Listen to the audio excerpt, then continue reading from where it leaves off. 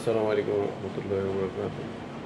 যে সর্বাবস্থায় আল্লাহ তাআলার শুকরিয়া আদায় করতে পারে না, সে জান্নাতে গেলেও আল্লাহ তাআলার শুকরিয়া আদায় করতে পারবে না বা করবে না। কারণ দেখুন, যে যেই ব্যক্তির মনের ভিতরে নাশুক্রিয়া থাকে, সে সর্বাবস্থায় যদি মনে করেন কোটি টাকার উপরেও শুয়ে থাকে, তাহলেও সে কখনো আল্লাহ তাআলার শুকরিয়া আদায় করে না। যদি বলে যে কেমন আছো, এই কোনো মতে আসি আর কি। অনেকে বলে যে মানে এটা খারাপ শোনা যায় যে মুখ ঢাকতে গেলে নিচে দেখা যায়।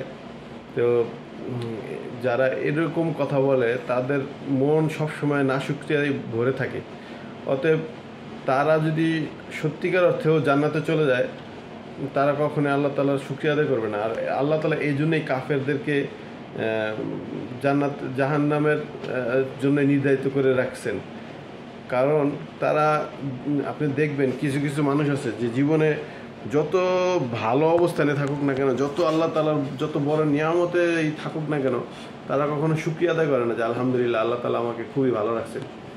কিন্তু পক্ষান্তরে দেখুন যে অনেক লোক আছে যে তারা অনেক কষ্টে আছেন, কিন্তু তাকে যদি জিজ্ঞেস করে যে ভাই কেমন আছো, বলে আলহামদুলিল্লাহ, আল্লাহ তাআলা ভালো রাখছেন। অথচ মনের ভিতরে কিন্তু তার অনেক পেরেশানি, অনেক টেনশন, দুশ্চিন্তা। মনের ভিতরে অনেক দুশ্চিন্তা, বা মানুষকে বলে বেড়ায় যে এই আমার এই সমস্যা সেই সমস্যা। আসলে যে আল্লাহ তাআলা যে বুঝে শুনে যে দিয়েছেন তাকে এই সমস্যা, সেটা সে কখনো মানতে চায় না।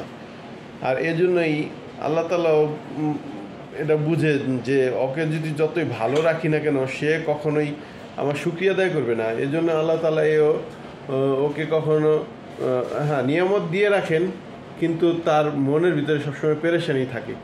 কারণ সে এটা আল্লাহ তাআলার পক্ষ থেকে চেয়ে নিয়েই এই পেরেশানিটা অর্জন করেছে।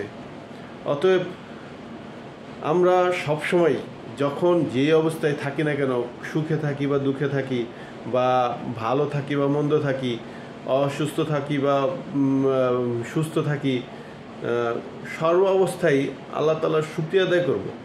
তাহলে কি হবে যে আমরা যদি শুকরিয়া আদায় করি, তাহলে আল্লাহ তাআলা এর বিনিময়ে আমাদেরকে জান্নাত দিবেন। আর যদি যে যত সুখে থাকি না কেন, যখন এই শুকরিয়া আদায় করব না, আর তখনই আল্লাহ তাআলা আমাদেরকে বলবেন যে যা, তাহলে তুই যেহেতু তার শুকরিয়া নাই, তাহলে তোকে জান্নাত দিব কী কারণে, তাহলে যা, তোর জন্য জাহান্নামটাই ভালো জিনিস, নির্ধারিত জিনিস। অতএব আল্লাহ তাআলার আমরা সবসময় শুকরিয়া আদায় করতে পারি। আল্লাহ তাআলা সেই তৌফিক দান করেন। আমিন।